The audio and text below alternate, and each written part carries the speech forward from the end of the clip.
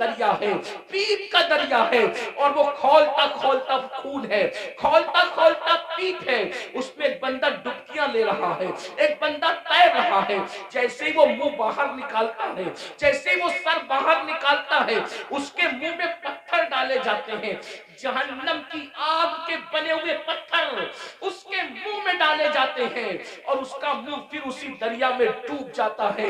اس پر یہ عذاب ہو رہا تھا، رحمت للعالمین سے دیکھا نہ گیا، حضور تڑپ گئے، حضور بے چین ہو گئے، حضور بے قرار ہو گئے، اور پوچھنے لگے جبریل یہ کون لوگ ہیں کہ خون اور پیپ کے دریا میں ڈبکیاں لیتے ہیں، اور جب منہ باہر نکالتے ہیں تو پتھر، وہ بھی جہنم کی آگ کے پتھر، ان کے منہ میں ڈال کر ان کو ڈبا دیا جاتا ہے، یہ دردناک عذاب کیوں ہو رہا ہے؟ تو جبریل امین نے عرض کیا یا رسول اللہ، یہ آپ کی امت کے وہ لوگ ہیں جو دنیا میں سود کھایا کرتے تھے، یہ سود کا کاروبار کیا کرتے تھے، یہ سود کا دھندا کیا کرتے تھے۔ میں آپ سے پوچھنا چاہتا ہوں، دنیا ہی سب کچھ ہے، بولو اگر کسی سچے مسلمان کو یہ پتا چلے کہ سود کھانے کا انجام کیا ہے، وہ پیپ کا دریا، وہ خون کا دریا، اور خون کا دریا کیوں ہے؟ میں نے غور کیا کہ سود خوروں کے لیے پیپ اور خون کا دریا کیوں ہے، تو بہت سوچنے کے بعد مجھے یہ سمجھ میں آیا کہ سود خور لوگ قوم کا خون چوستے ہیں، قوم کا خون چوستے ہیں، ان کی غربت لوگ اپنی بیٹیوں کو اپنے ہاتھ سے زندہ دفن کر رہے تھے حدود حرم کے اندر، بالکل حرم کے سامنے۔ ایک تو حرم وہ ہے، ایک تو حرم وہ ہے جس کو اللہ و رسول نے حرم کے طور پر حدود مقرر کی ہے، لیکن ایک تو مسجد حرام ہے، یعنی حرم میں بھی جو بہت اعلیٰ درجہ رکھے اسے مسجد حرام کہتے ہیں۔ بالکل مسجد حرام کے سامنے اپنی بیٹیوں کو اپنے ہاتھوں سے زندہ دفن کر رہے تھے۔ اللہ اکبر، مائیں اپنے بچوں کو گود میں شراب پلا رہی تھی، جیسے آج بچے نہیں سوتے تو ماں نیند کی دوا پلاتی ہے، اس دور میں جب اللہ کے رسول تشریف نہ لائے تھے تو مائیں اپنی گود میں اپنے بچوں کو شراب پلایا کرتی تھی۔ زنا کا حال یہ تھا، اگر زنا کرنے کوئی عورت نہیں ملتی تو لوگ اپنی ماؤں کے ساتھ زنا کر لیا کرتے تھے۔ اتنی گندگی تھی کہ ایک ایک عورت کئی کئی مردوں کے ساتھ اپنا رشتہ اور تعلق رکھا کرتی تھی۔ اللہ اکبر، ذرا غور کریں اس گندے ماحول میں جبکہ جانوروں کے ساتھ بدکاری ہو رہی ہے، ماں کے ساتھ بدکاری ہو رہی ہے، ماں کی گود میں شراب پلائی جا رہی ہے، اللہ کے گھر پہ 360 بت رکھ دیے گئے ہیں، ننگے ہو کر کعبے کا طواف کرتے ہیں، عورتوں کو منحوس سمجھتے ہیں، بیواؤں کو منحوس سمجھتے ہیں، بیواؤں کے ساتھ بدسلوکی کرتے ہیں، کمزوروں پہ ظلم کرتے ہیں، کمزوروں کا مال کھا جاتے ہیں۔ جب اللہ کے رسول تشریف لائے، اللہ کے رسول علیہ السلام نے اتنا گندا ماحول دیکھا تو ماحول دیکھنے کے بعد حضور علیہ السلام نے ان کے سامنے نماز کی بات نہیں کی۔ ذرا میں توجہ چاہتا ہوں آپ سب کی، اہل منبر کی بھی توجہ چاہتا ہوں، ذرا غور کریں ماحول کتنا بگڑا ہوا تھا۔ حضور علیہ السلام نے پہلے دن نماز کی بات نہیں کی، پہلے دن روزے کی بات نہیں کی، پہلے دن حج کی بات نہیں کی، پہلے دن زکوٰۃ کی بات نہیں کی، پہلے دن صدقے کی بات نہیں کی۔ اتنے گندے ماحول میں اللہ کے رسول جو سب سے پہلا حکم لے کر کے آئے وہ کیا تھا؟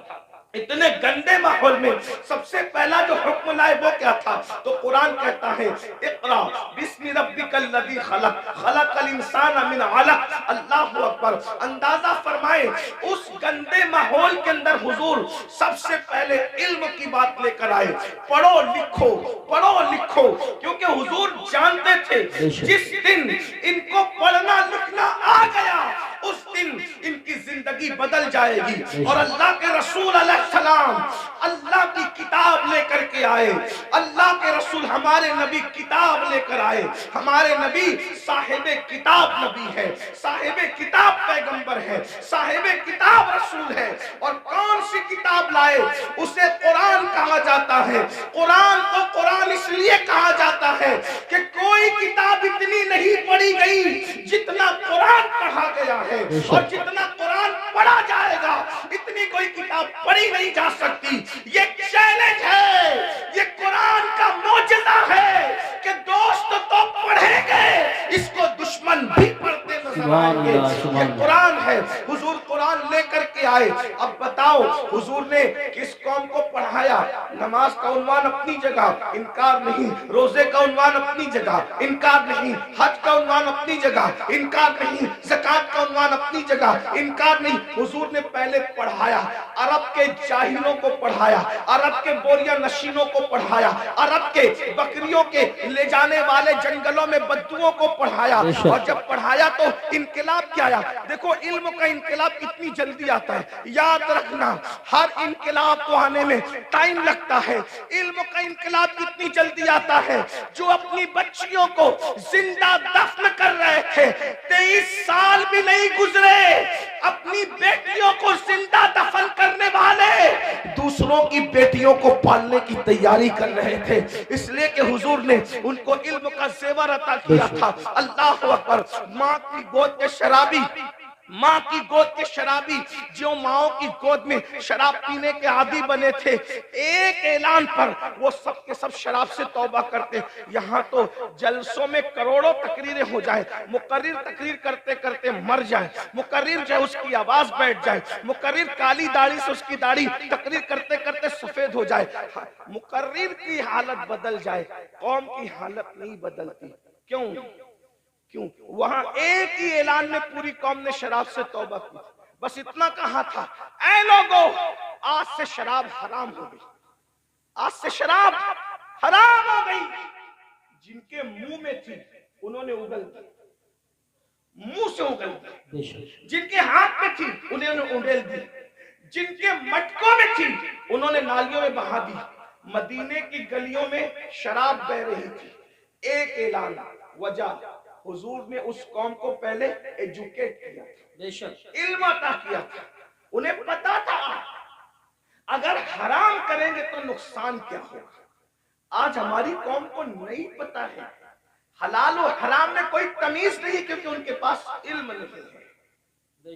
آج ہماری قوم کو غسل اور وضو نہیں پتا ہے، ان کے پاس علم نہیں ہے. اگر وہ شادی میں ڈی جے لگا رہے ناچ رہے تو ان کو پتا نہیں ہے کہ اس کا نقصان کیا ہے. وہ یہ سمجھتے ہیں اللہ ناراض ہوگا تو سزا دے گا، لیکن اللہ کی سزا کیا ہوگی، اس کی شکلیں کیا ہوگی، یہ انہیں کچھ پتا نہیں. جس دن انہیں پتا چل جائے کہ خدا کے عذاب کی شکلیں کیا ہوتی ہے، ایک جلسے میں تو نہیں بتایا جا سکتا، لیکن تھوڑے سے وقت میں اشارہ کرنا چاہتا ہوں. جس دن پتا چل جائے نا میرے بھائی کہ خدا کے عذاب کی شکلیں کیا ہوتی ہے، تو بندہ قدم اٹھانے سے بھی پہلے سوچے گا کہ میں یہ قدم اٹھاؤں کہ نہیں اٹھاؤں. آج ہماری قوم کو بس اتنا پتا ہے کلمہ پڑھ لیا ہم مسلمان ہو گئے، گوشت و انڈا مچھلی کھاؤ اور ہم مسلمان ہیں، جمعہ 2 رکعت پڑھنے چلے جاؤ ہم مسلمان ہیں، عید میلاد النبی آئے تو جلوس میں شرکت کرو ہم مسلمان ہیں، محرم آئے تو محرم کی محفلیں سجا لو ہم مسلمان ہیں، اسی طریقے سے 11ویں آئے تو غوث پاک کی نیاز کر لو ہم مسلمان ہیں، چھٹی آئے تو اجمیر شریف والے سرکار کا ذکر کر لو ہم مسلمان ہیں، سفر کا مہینہ ہے تو ساری قوم مل کر کے بریلی شریف کے قریب رہتے ہیں اس سے اعلیٰ حضرت میں شریک ہو جائے ہم مسلمان ہیں. لیکن پتہ ہی نہیں ہے، تقاضا نہیں ہے کہ اسلام کیا کہہ رہا ہے، ہم سے کیا کہہ رہا ہے، اللہ ناراض ہوگا تو کیا کرے گا، کس طریقے کا عذاب دے گا، اس کے عذاب کی شکلیں کیا ہوگی. قرآن کہتا ہے ان عذاب ربک لواقع ما لہ من دافع، بے شک تیرے رب کا عذاب واقع ہو کر رہے گا. اور جب اللہ تجھے عذاب دینے کا فیصلہ کر لے تو اس وقت اللہ کے عذاب سے تجھے کوئی روک نہیں سکے گا. ان بطش ربک لشدید، تیرے رب کی پکڑ بڑی سخت ہے. لوگ سمجھتے ہیں اللہ کریم ہے مولانا ہمیں معاف کر دے گا، بے شک اللہ کریم ہے، اللہ رحیم ہے، اللہ ستار ہے، اللہ غفار ہے. لیکن کیا آپ کو یہ خبر ہے جن کی شکلیں قرآن کہتا ہے کہ سور کی طرح ہو گئی، جن کی شکلیں قرآن کہتا ہے کہ بندر کی طرح ہو گئی، ان کے بارے میں آپ نے قرآن پڑھا؟ یہی تو ہے کہ قرآن نہیں پڑھا، سب کی کتاب پڑھی، رب کی کتاب نہیں پڑھی. کہانی کس سے پڑھے، کہوں کی کتاب پڑھی، سیریل دیکھے، ہنسنے ہنسانے کے سیریل دیکھے، رونے رلانے کے سیریل دیکھے، اللہ کی کتاب نہیں پڑھی. اللہ کی کتاب اٹھا کے پڑھو تو اس غیور خدا کی غیرت پتہ چلے گی. تم کیا سمجھتے ہو گناہ کرنے والوں، خدا کے غضب کو चैलेंज करने वालों, क्या समझते हो जिन की शक्लें कुरान कह रहा है कि हमने सूअर और बंदर की तरह कर दी थी, वो कौन लोग थे? वो पठान के बच्चे थे, वो मुगल के बच्चे थे, वो शेखों के बच्चे थे। किसके बच्चे थे? तो ये पता है किसके बच्चे थे? वो मुगल नहीं थे, वो पठान नहीं थे, वो शेखों के बच्चे नहीं थे। जिनकी सूरतें अल्लाह ने सूअर और बंदरों की तरह की, वो अंबिया की औलाद में से थे। अल्लाह कुरान उठाया, बाज़ाब्ता उनका नस्ब पहले बयान किया। वो बनी इस्राइल थे। और बनी इस्राइल कौन है? इस्राइल हजरत याकूब का लक़ब है। और बनी इस्राइल मतलब औलाद याकूब, औलाद याकूब। अल्लाहु अकबर। और औलाद याकूब का मतलब क्या? ये बनी इस्राइल और याकूब अलैहिस्सलाम का सिलसिला नसब क्या? याकूब अलैहिस्सलाम के अब्बा हजरत इसहाक अलैहिस्सलाम, इसहाक अलैहिस्सलाम के अब्बा जान हजरत सैयदना इब्राहीम अलैहिस्सलाम, ये है उनका सिलसिला नसब। लेकिन अल्लाह, अब मैं आप सबकी तवज्जो चाहता हूँ, अपने भाइयों की भी और बहनों की भी। मेरे भाइयों, जब नबी की पैगंबरों की औलाद गुनाह करे तो अल्लाह दुनिया के अंदर उनकी शक्ल सूअर और बंदर की तरह कर दे, तो हमारा क्या हाल होगा, हमारा क्या अंजाम होगा? आप सोचते हैं, लेकिन इस दुनिया में तो किसी की शक्ल सूअर और बंदर की तरह नहीं होती। मैंने कहा अल्हम्दुलिल्लाह, बिल्कुल नहीं होती। उसकी वजह यह है कि उनको जो पैगंबर मिले थे वो और थे, और हमें जो नबी मिला है वो और है। हमारा नबी नबीजुल अंबिया है, हमारे आका सैयदुल अंबिया है, हमारे आका महबूब खुदा है। लेकिन याद रखना, इसका ये मतलब नहीं कि महबूब की खातिर अगर दुनिया में शक्लें नहीं बिगड़ रही है तो कब्र में भी नहीं बिगड़ेगी, ऐसा नहीं है। कब्र में शक्लें बिगड़ेगी। अल्लाह के रसूल अलैहिस्सलाम ने फरमाया, हमने शबे मेराज, आका फरमाते हमने शबे मेराज जब जहन्नम का मुशाहिदा किया तो हमने देखा कि कुछ लोगों की शक्ल कुत्ते की तरह है, कुछ लोगों की शक्ल खिंजीर की तरह है, कुछ लोगों की शक्ल बंदर की तरह है। हुजूर फरमाते हमने शबे मेराज देखा। अल्लाह अकबर। अल्लाह से डरते क्यों नहीं, अल्लाह से खौफ करते क्यों नहीं? आइए मैं आपको बताऊं। अल्लाह अकबर। आकाए करीम रऊफुर रहीम सल्लल्लाहु अलैहि वसल्लम इरशाद फरमाते हैं कि मेराज की शब हमने एक मंजर देखा। आका फरमाते जन्नत की सैर की आका ने और जहन्नम का मुशाहिदा किया। देखो ये बातें हमें नहीं पता है, जिस दिन पता चल जाएगी उस दिन हमें एहसास होगा और हमें यकीन है हमारी कौम को जब कोई बात पता चलती है तो वो उस पर अमल करते हैं, क्योंकि इस पर कुरान की नस मौजूद है। वज़क्किर फ़इन्न ज़िक्रा तनफ़उल मुमिनीन, के मोमिनों को नसीहत करो कि नसीहत मोमिनों को फायदा देती है। ये इतने नौजवान दाढ़ी क्यों रख रहे हैं? ये किसी न किसी खतीब की गुफ्तगू का असर है। बहुत सारे जवान नमाज क्यों पढ़ रहे हैं? हम अल्लाह अकबर, बहुत सारे इलाकों में हम लोग गए नहीं, बहुत सारे लोग दूसरे खुतबा नहीं गए, लेकिन किसी ने कहा हमारे इमाम साहब ने नमाज पे तकरीर की, हम नमाजी बन गए। दाढ़ी पे तकरीर की, हम दाढ़ी रखे। तो पता चला ये जलसे बिल्कुल भी लायानी नहीं है, गैर जरूरी नहीं है। मोमिनीन को नसीहत फायदा देती है, बस नासे की नीयत सही होनी चाहिए और सुनने वालों को भी सही तौर पर सुनने का शौक होना चाहिए। अब आइए जरा थोड़ा सा दिल के कानों से सुन ले। आपने गुज़िश्ता महीने के आखिर में मेराज मुस्तफा तो सुना होगा, लेकिन मेराज का एक हिस्सा जरा हमसे भी सुन ले। अल्लाह अकबर। आकाए करीम सल्लल्लाहु अलैहि वसल्लम इरशाद फरमाते हैं कि मेराज की शब हमने क्या देखा? अल्लाह अकबर। जब जहन्नम का मुशाहिदा किया, मुशाहिदे और सैर में फर्क है। जन्नत की सैर की है, जहन्नम का मुशाहिदा किया है। अल्लाह अकबर। तो फरमाते हैं खून का दरिया था, पीप का दरिया था और उसमें एक बंदा तैर रहा था। खून और पीप के खौलते हुए दरिया के अंदर कोई तैर रहा हो, थोड़ा तवज्जो कीजिएगा मेरे प्यारे आका अलैहिस्सलातु व तस्लीम के प्यारे दीवानों, जरा गौर कीजिएगा। अगर अपने आप से मोहब्बत है और अपने नबी की बातों पर यकीन है तो ये बातें मेरी नहीं है, है ये बातें मुस्तफा जाने रहमत सल्लल्लाहु अलैहि वसल्लम की है। जरा गौर करो। माँ और बहनों की भी तवज्जो चाहता हूँ। याद रखना, किसी की भी बात में शक करोगे तो कोई नुकसान नहीं होगा, लेकिन अपने नबी की बात में शक करोगे तो ईमान भी हाथ से जा सकता है। ये तुम्हारे और मेरे नबी ने फरमाया। शबे मेराज जहन्नम का मुशाहिदा हो रहा है, गुर्बत का फायदा उठाते हैं, उनकी मजबूरियों का फायदा उठाते हैं। इसलिए देखो कुदरत ने उनको खून और पीप के दरिया की सजा दी है। अब मैं आपसे पूछना चाहता हूं, ऐ सूद का धंधा करके, ऐ ब्याज का धंधा करके, ऐ इंटरेस्ट का धंधा करके मालदार बनने वालों, जरा गौर कीजिए, कितना भी माल कमा लोगे, थोड़ा ध्यान देना मेरी बात पर, कितना भी बड़ा महल हो, ताजमहल की तरह भी महल बना लो, जब आखिरी में डॉक्टर कहेगा ना कि ये बहुत बीमार है, इसके बचने की उम्मीद नहीं है, तो आपके बच्चे, हमारे बच्चे क्या करेंगे? आप हो या हम हो, कोई हो, बोलो बच्चे क्या करेंगे? उठा के सीधा हॉस्पिटल में दाखिल कर देंगे। बताओ, जिस माल को अल्लाह की नाफरमानी करके कमाया था, करोड़ों रुपए का महल बनाया था हराम माल से या हलाल से भी बनाया था, लेकिन आखिरी सांसें कहां ले रहे हो? आखिरी सांसें कहां ले रहे हो? हॉस्पिटल की चार दीवारी में। यही है ना तुम्हारी दुनिया, जिस दुनिया की खातिर अल्लाह को नाराज किया, जिस दुनिया की खातिर खुदा को नाराज किया, आखिरी एंड क्या है? आखिरी अंजाम क्या है? दुनिया के 80% लोग हॉस्पिटल में आखिरी सांस लेते हैं और अक्सर लोग तो आईसीयू में आखिरी सांस लेते हैं। हाय हाय, कुदरत का इम्तिहान तो देखो, कुदरत की सजा तो देखो। याद रखना, बहुत कम वो खुश नसीब है जो अल्लाह अकबर सजदों में जाते हैं, खुदा के हरम में जाते हैं, तिलावत करते करते जाते हैं। 80% लोग दवाखानों की चार दीवारियों में आखिरी सांस लेते हैं। अल्लाह अकबर। मैं उस पर कोई फतवा नहीं लगा रहा हूं, मैं मुफ्ती भी नहीं हूं, लेकिन इतना जरूर कहूंगा, जरा गौर तो करो, करोड़ों की बिल्डिंग पड़ी हुई है और आप किराए के दवाखाने के अंदर आखिरी सांस ले रहे हो।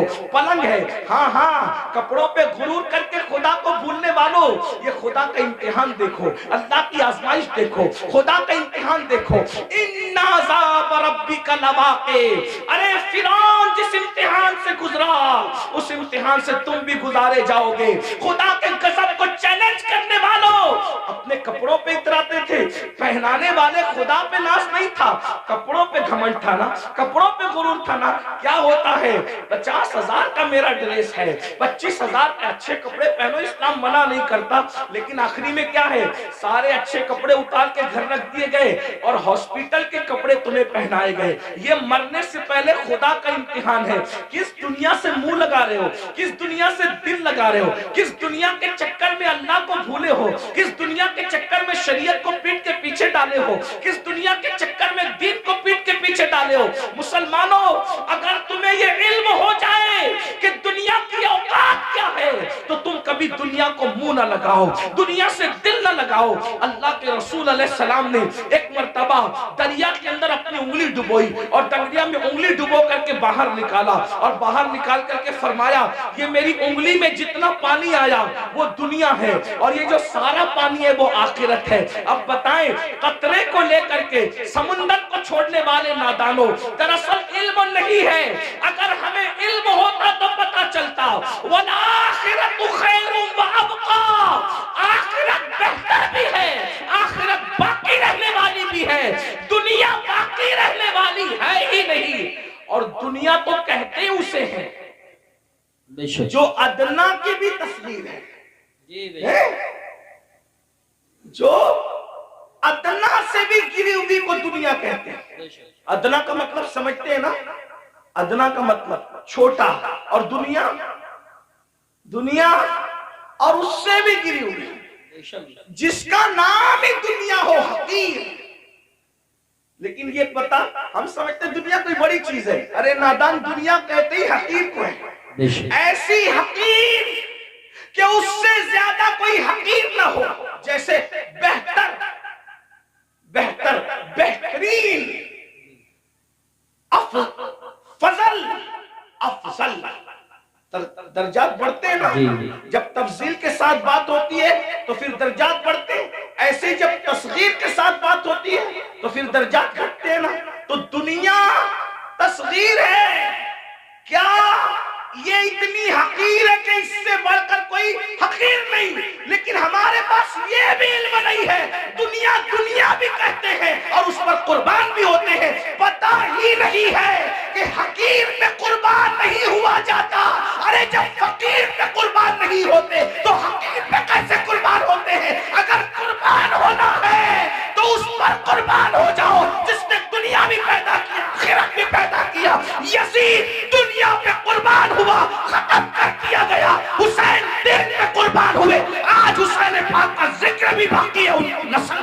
نعرہ تکبیر، دنیا کی خاطر، اللہ یا رسول اللہ، دنیا کی خاطر، یا رسول اللہ، یا علی، یا علی زندہ باد، دنیا کی خاطر ماشاءاللہ۔ اس نے دین کو پیٹ کے پیچھے ڈالا، اس کی نسل بھی مٹی، اس کی قبر بھی مٹی، اس کا دربار بھی مٹا، اس کا نام بھی مٹا۔ یہ تو ہم حسینیوں کا احسان ہے کہ بطور مذمت اس کا نام لے لیتے ہیں تو کہیں کہیں وہ یاد آ جاتا ہے۔ اگر ہم بطور مذمت جیسے شیطان کا نام آتا ہے اعوذ باللہ من الشیطان الرجیم کے طور پہ، اللہ اکبر، اگر اس طریقے سے اس لعنتی کا نام نہ لے تو کبھی لوگ اس کو یاد نہ رکھیں۔ یہ تو حسینیوں کا احسان ہے کہ مذمت کے اعتبار سے کہیں نہ کہیں وہ یاد آتا ہے۔ یہ ہے دنیا، اب اسی دنیا میں غرق ہو رہے ہو، اسی دنیا میں ڈوب رہے ہو۔ تو آقا ارشاد فرماتے ہیں ہم اور آگے بڑھے، توجہ فرمائے، آپ توجہ تو بہت اچھی کر رہے ہیں ماشاءاللہ، لیکن مزید غور کریں۔ آقا فرماتے ہیں ہم اور آگے بڑھے تو ہم نے کیا دیکھا، کچھ مرد اور عورتیں ہیں جن کی چمڑیاں آگ کی کینچی سے کاٹی جا رہی ہے۔ بس میں بات طویل نہیں کروں گا اور ختم بھی کر دوں گا وقت پہ، کیونکہ ہم 1 گھنٹہ لیٹ چل رہے ہیں اور مجھے دوسرے پروگرام کی طرف، رات کے پروگرام کی طرف جانا بھی ہے۔ لیکن غور سے سن لیں، معراج کا یہ بھی حصہ ہے۔ فرمایا کیونکہ معراج میں حضور اللہ فرماتا ہے لِنُرِيَهُ مِنْ آیَاتِنَا، ہم نے ان کو اس لیے سیر کرائی مسجد حرام سے مسجد اقصی تک تاکہ ہم ان کو اپنی نشانیاں دکھائیں۔ یہ نبی کا دیکھنا ہے، نبی کا دیکھنا ہے۔ جہنم میں لوگ بعد میں جائیں گے، نبی پہلے دیکھ رہے ہیں۔ جہنم میں لوگ بعد میں جائیں گے، نبی پاک پہلے دیکھ رہے ہیں۔ توجہ کریں، یہ نبی کا دیکھنا ہے، یہ نبی کے دیکھنے کی شان ہے۔ پھر بھی کچھ لوگ کہتے ہیں کہ نبی کو غیب کی خبر نہیں۔ میں نے کہا نادان، اگر یہ غیب نہیں ہے تو پھر غیب کسے کہتے ہیں؟ حضور دیکھ رہے ہیں، جہنم میں جانے سے پہلے جہنمیوں کو اللہ دکھا رہا ہے۔ فرماتے ہیں ہم نے دیکھا کہ